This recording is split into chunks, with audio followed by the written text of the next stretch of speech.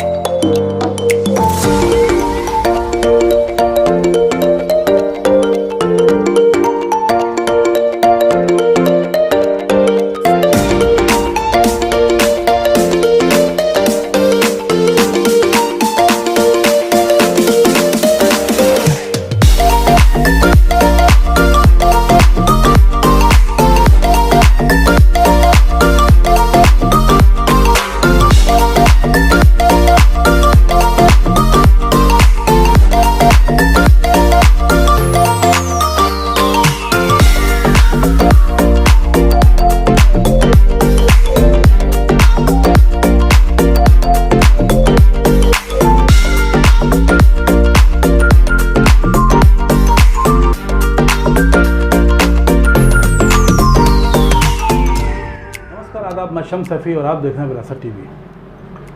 आप जैसा कि जानते हैं कि शेख फाउंडेशन को हमने पहले भी कवर किया, उनके कुछ प्रोग्राम्स हमने अपने चैनल पर चलाए हैं और आपने देखे भी हैं।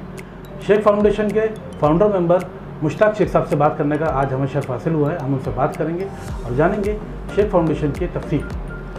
आपका बहुत बहुत शुक्रिया मुश्ताक साहब हमसे बात करने के लिए। नमस्कार। हम आपसे ये जानना चाहेंगे कि आपकी शेख फाउंडेशन कब से और किस तरह से काम करना शुरू किया इसने और क्या क्या काम कर रही है? सबसे पहले तो मैं तमाम व्यूवर्स का अभिनंदन करूंगा कि उन्होंने विरासत टीवी सब्सक्राइब करके उनके न्यूज़ जो वो ग्राउंड लेवल पे दिखा रहे हैं उसको आप कवर कर रहे हो, उसके लिए मैं आपका हार्दिक अभिनंदन करूंगा। और जैसा कि शम्स सर ने पूछा कि शेख फाउंडेशन की जर्नी, तो शेख फाउंडेशन के बारे में मैं ये कहना चाहूँगा कि ये काम जो सामाजिक स्तर पे सोशल वर्क का, ये हमारे बाप दादाओं से चले आ रहा था और ये 1980s में मेरे वालिद ने इसको शुरू किए थे। My father was a retired police officer from Mumbai police और 2007 में हमने इसे रजिस्टर्ड किया चैरिटी कमिश्नर में एंड NGO रजिस्टर्ड हुआ। उसके बाद में जितने भी गवर्नमेंट के नॉर्म्स थे वो सारे क्लियर करते हुए आज हम जितने भी सर्टिफिकेट्स गवर्नमेंट ने इशू होने चाहिए NGO के लिए, पब्लिक चैरिटेबल ट्रस्ट के लिए, वो सारे हमने कंप्लीट करके आज गवर्नमेंट रिकॉग्नाइज अथॉराइज NGO हम इंडिया में रन कर रहे हैं। और जैसे कि शम्स सर ने पूछा कि आप किस तरीके से, यानी क्या आपका पैटर्न है, तो बेसिकली हमारा NGO एजुकेशन स्तर पे काम कर रहा है, हेल्थ सेक्टर में काम कर रहा है और very important thing is empowerment of womens and childrens. ऐसे 4 सेगमेंट में हम ऑल इंडिया काम कर रहे हैं। फ़िलहाल बेस्ड हमारा मुंबई है, मुंबई में हमारा हेडक्वार्टर है साकिनाका में। मुंबई से ही हमारा ऑपरेशन होता है, मुंबई से ही हमारी team all over the India workout करती है। फ़िलहाल सेंटर्स हमारे अगर महाराष्ट्र के अंदर कहे तो जलगांव, भुसावल, नंदुरबार, धुलिया, ठाना, कल्याण, मुमरा, न्यू बॉम्बे, इस तरीके से हमने महाराष्ट्र के अंदर 18 सेंटर्स के अंदर एक्टिवली आज के डेट में हमारी टीम काम कर रही है। और हमारी टीम के फॉर्मेशंस के अंदर हमने विंग्स क्रिएट किए जिसमें हमने हर किसी को अपने तरीके से फ्री हैंड दिया है काम करने का, ताकि वो वुमेन्स विंग हो, यूथ विंग हो या आपकी स्टूडेंट्स विंग हो, मेन हमारी मदर बॉडी हो, साथ ही साथ हमारे साथ एडवोकेट्स जुड़े हुए हैं, इसलिए हमने एडवोकेट्स विंग बना के रखी है। लोगों को मेडिकल फील्ड की सहायता जल्द से जल्द और नियर बाय हो, इसलिए हमने मेडिकल फील्ड में हमारे डॉक्टर्स विंग बना के रखी है। पुलिस विंग है जो कि लॉ एंड ऑर्डर किस तरीके से लोगों तक पहुंचना चाहिए, उनके क्या राइट से, हर डिपार्टमेंट का हर डिपार्टमेंट मतलब हमने ये कोशिश की है कि हमारे पास जो भी हमारा शेख फाउंडेशन का मेंबर है उसकी जो क्वालिटीज़ है वो क्वालिटीज़ हम किस तरीके से समाज के स्तर पे यूटिलाइज की जाए। कि अगर हमारा मेंबर है वो एडवोकेट है तो हमने उनके लिए एडवोकेट विंग्स एक पैनल बनाए, उसी फील्ड की जिम्मेदारी हमने उसे दी है, ताकि हर किसी को उसकी जिम्मेदारी के मुताबिक, हर किसी को उसकी अवेलेबिलिटी के हिसाब से उसकी यानी जिस स्तर में ले जा सके, जिस स्तर में वो एक्सपर्ट है, because Mushtaq Sheikh is not the expert in all field. Correct. मैं एक सामाजिक स्तर पे, मैं बीकॉम एमकॉम, मैं मास कम्युनिकेशन या मैंने मार्केटिंग फील्ड का हूँ, but I don't have that much knowledge about the law and order. तो हमारी लॉ एंड ऑर्डर के लिए पुलिस विंग है, हमारे पास एडवोकेट विंग से, वो उनको प्रॉपर गाइड करती है। यानी जिस तरीके से मेंबर हमारे पास है उसकी सलाहियत के हिसाब से वो अपने खिदमत अंजाम दे रहा है। Very good. आपकी ब्रांचेज जो आपने बॉम्बे में बताई कि सारे शहरों में हैं, क्या इंडिया के बाहर भी कुछ लोग हैं आपके काम कर रहे हैं? अल्हम्दुलिल्लाह, अल्लाह का फजल करम है और आप सबकी नेक ख्वाहिशात और दुआएं हैं कि आज हमने इंटरनेशनली हमने साउथ अफ्रीका को चुना था कि साउथ अफ्रीका में भुखमरी या वहाँ पे काम करने का स्कोप ज़्यादा था, क्योंकि अगर ह्यूमैनिटी ग्राउंड पे हम कहें तो साउथ अफ्रीका एक ऐसा है, ईस्टर्न साउथ अफ्रीका, जिसके अंदर घाना, तंजानिया, इथोपिया, ये सारे सेंटर्स हैं जहाँ पे हम आज की डेट में एक्टिव है। और हमारे वहाँ पे बंदे हैं जो कोर कमेटी के मेंबर्स भी हैं और वो वहाँ के गवर्नमेंट के साथ टाई अप करके वहाँ के लोकल लोगों में किस तरीके से खिदमत दे सकते हैं हम कोशिश कर रहे हैं। ग्रेट। आपने हिंदुस्तान को छोड़कर बैरूनी मुल्क की भी परेशानियों को नोटिस किया और उसको सॉल्व करने के लिए आपके जो मेंबर्स वहाँ आपसे जुड़े हुए हैं उनको रिक्रूट किया, उनके साथ उनकी खिदमत भी आप कर रहे हैं। क्योंकि हिंदुस्तान ऑलरेडी एक बहुत गरीब मुल्क है, इसमें बहुत सारे लोग बहुत ज़्यादा गरीब हैं, तो आपने बॉम्बे के अलावा क्या यहाँ के बाकी, जब आप बैरूनी मुल्क तक जा सकते हैं, मैं अच्छा उसको कहता हूँ, तारीफ़ करता हूँ आपकी इस बात के लिए कि आपने वहाँ तक सोचा, लेकिन हमारे हिंदुस्तान के भी बहुत सारे ऐसे गरीब स्टेट हैं जहाँ बहुत ज़रूरत है, तो क्या आपने कभी कोशिश की या आपकी ऐसी कोई प्लानिंग है कि अलग अलग स्टेट्स के कुछ लोगों को आप जोड़ें और वो मदद वहाँ तक भी पहुँचाई जाए? शम्स सर, आपने बहुत अच्छा सवाल उठाया है कि चिराग तले अंधेरा तो नहीं जी, ये उसका मसलूम यही हुआ। मैं ये बात बोलना नहीं चाहता था। नहीं, कहीं आप मैं समझ गया कि आपका अंदाज बयान जिस तरीके से था कि रोशनी तो आप सब जगह दे रहे हैं, लेकिन ऐसा तो नहीं कि चिराग तले अंधेरा। तो मैं आपको कहना चाहूँगा, अगर हमारे पास 5 इयर्स की आप एक्टिविटीज़ देखोगे तो मुंबई से सटा इलाका है शाहपुर, जो थाना ग्रामीण में आता है, वो हमने अडॉप्ट किया हुआ है और उस शाहपुर के अंदर हम हमारे फ़र्ज़ अंजाम दे रहे हैं। फिर वहाँ पे मेडिकल कैंप्स रेगुलरली हम ले रहे हैं। वहाँ पे मेडिकल कैंप के अलावा एजुकेशन फील्ड में किस तरीके से उनका स्तर बढ़े, उसके ऊपर हमारी टीम काम कर रही है। यानी ऐसा नहीं है कि हम आउट ऑफ द कंट्री जाके हमारे फ़र्ज़ अंजाम दे रहे हैं, हमने हमारी जिम्मेदारी का पूरा एहसास करते हुए नज़दीक में नज़दीक ग्रामीण पालघर हुआ, या अगर हम ग्रामीण की बात करेंगे तो जलगांव ज़िले के अंदर हमारा बहुत अच्छा काम हो रहा है। तो हमारी कोशिश ये रहेगी और है कि सेंट्रल गवर्नमेंट और स्टेट गवर्नमेंट के साथ टाई अप करके उनकी जितनी भी स्कीम्स हैं वो ग्राउंड लेवल तक, एक लास्ट मैन तक, ले मैन तक किस तरीके से पहुँचे, उस पर हमारा ज़्यादा तवज्जो होता है। Very good. तो अगर मैं आपके हवाले से ये अपील करूं लोगों को कि जिस तरह से शेख फाउंडेशन मजबूती से एक लंबे अरसे से काम कर रही है और आज एक बहुत अच्छे लेवल का काम कर रही है, अगर हमारे हिंदुस्तान के महाराष्ट्र के अलावा किसी दूसरे स्टेट के भी लोग इनसे जुड़ना चाहें, इनकी ब्रांच एक बॉडी बनाकर जो भी फॉर्मेलिटीज़ होती हैं इनसे कनेक्ट करें, इनसे बात करें और वहाँ पर भी अगर वो खिदमत करना चाहते हैं, क्योंकि हर आदमी को नई NGO बनाना वो बहुत टफ प्रोसीजर होता है, उसको अचीव करने में बहुत टाइम जाता है। अगर मुझे लगता है कि अगर आपसे कोई जुड़कर जल्दी काम मैं तो आपकी बात काटूंगा जी कि आपने जैसा कहा कि अदर स्टेट, तो ऑलरेडी हम कश्मीर के अंदर हमारा सेटअप शुरू हो चुका है, हमारा यूपी में है, हम MP में एक्टिव है, हम राजस्थान में हैं, अभी कर्नाटका हमने हाल फिलहाल ही में अपना ओपन किया है।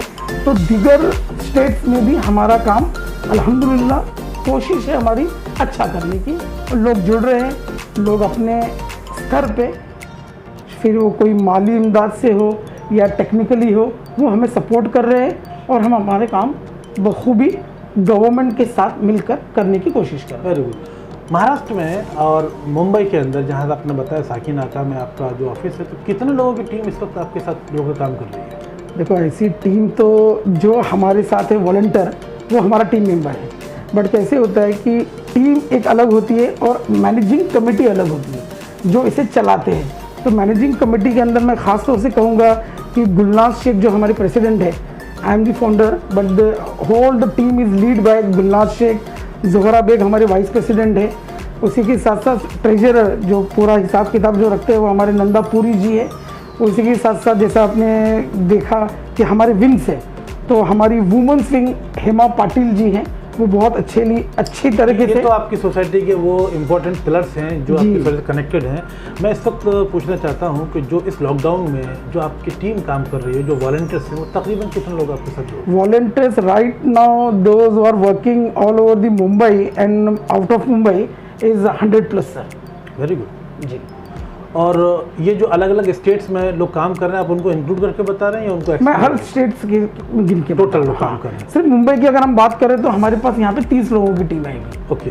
अच्छा, दूसरी चीज़ ये कि जो फंड आपके पास आता है जिससे आप काम करते हैं, तो वो गवर्नमेंट की स्कीम्स के थ्रू भी आ रहा है या प्राइवेट लेवल पर, पर्सनल लेवल पर आप फंड अरेंज कर रहे हैं? सबसे पहले तो मैं ये कहूँगा कि जब कोई NGO रन करते हैं तो NGO को मेन सोर्स ऑफ फंड होता है सबसे first contribution from the members, कि आपके पास जो मेंबर्स हैं उन्होंने ओन कंट्रीब्यूशन अपने आप का कितना किया है, कितने लेवल पे किया है और कौन सा प्रोजेक्ट आप करने जा रहे हैं। जैसे कि अभी लॉकडाउन पीरियड में हमारी टीम ने ये सोचा था कि भाई हम 2 वक्त का खाना प्रोवाइड करेंगे, रेडी फूड जिसको आप कहेंगे, तो वो पर केजी हमको 600 रुपीज़ में बैठता है।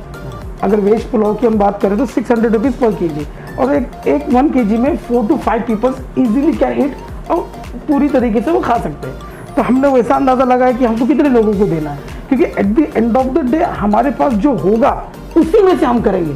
We don't have the magic stick कि हमने घुमाया शकालाका बूम बूम बूम बूम और कुछ क्रिएट हो गया। It's not like that. We have to see the practical life क्या हो सकती है, कितने लोगों तक हम जा सकते हैं। अपनी चादर के एतबार जी, से एकदम कहा।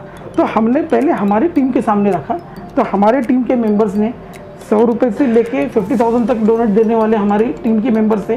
तो इस तरीके से हमने इनिशियल स्टेज पे फंड जमा किया कि भाई इससे हम काम शुरू करेंगे। जब हमने काम शुरू किया, हमारा काम देखे, तो फ्रेंड टू फ्रेंड, यानी आज मेरे दोस्त थे, मैंने सोशल मीडिया के माध्यम से मेरा किया हुआ काम अपने वॉल पे शेयर किया अपने दोस्तों को, एंड वी डिमांड देम कि भाई हम एक ऐसा काम करने जा रहे हैं, आप हमारी मदद कीजिए।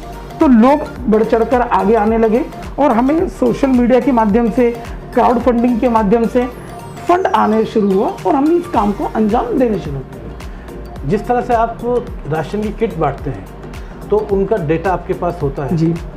तो अगर आप किसी एक फैमिली को, एक पर्सन को अगर वो एक किट देते हैं तो उस किट में कितने लोगों की डाइट होती है, कितने दिन तक चल जाती है, कितने मेंबर है फैमिली में, ये कैलकुलेट करके देते हैं? किस तरह जी, मेंबर्स कैलकुलेट करके ही। देखो, किसी के घर में 10 लोग हो और आप उनको 2 लोगों का राशन दोगे तो it's not equivalent to the demand and supply. इसीलिए मैंने तो पूछा मार्जिनल यूटिलिटी को कब मैच होगा। तो हमने क्या किया है कि 5 किलो आटा, 5 किलो दाल, 5 किलो चावल, तेल, ऑयल, नमक या चाय, ये जितना भी हमने किट बनाया, ये 5 लोगों के लिए 15 दिन सफिशिएंट है। But it's depend upon the volume of the family, the members of the family. If the family have more than 5+ members of the family, then we have to provide them 2 kits. Correct.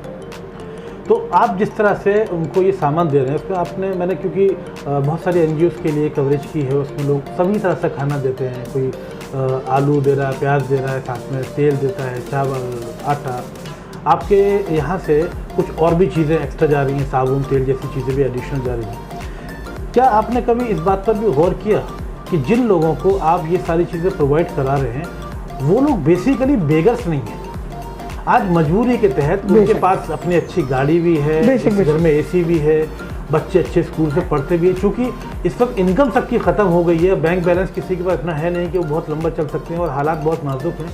Government इसको अच्छा करने के लिए जो possible step ले सकती है वो बेस्ट टू बेस्ट स्टेप ले रही है, काम कर रही है। लेकिन कभी आपने इस तरह सोचने की कोशिश की कि जो आप किट्स देते हैं उस किट को देने के अलावा उनको कुछ कैश पैसे की भी ज़रूरत पेश आ सकती है? जैसे कि अगर उनके पास गैस ख़त्म हो जाती है, पैसा चूँकि है नहीं, क्योंकि अगर आपसे वो राशन ले रहे हैं इसका मतलब उनके पास पैसा नहीं है। अगर 2,000 रुपये या 3,000 रुपये का राशन आपसे ले रहे हैं तो ये उनकी मजबूरी ही है। आपने राशन तो दिया, लेकिन अगर गैस का सिलेंडर खाली हो जाता है तो उसको रिफ़िल कैसे करेंगे? दूध के बारे में आपने शायद नहीं सोचा कि अगर बच्चा उसके घर में है तो दूध के लिए पैसों की ज़रूरत होगी। राइट। और दूसरा, कुछ ऐसी चीज़ें, ऐसे मसाले, ऐसी चीज़ें होती हैं जो उन सब चीज़ों को तैयार करने में लगती हैं।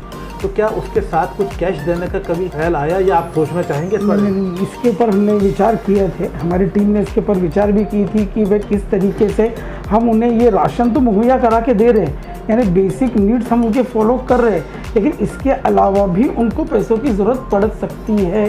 तो ऐसे सिचुएशन में क्या किया जाए।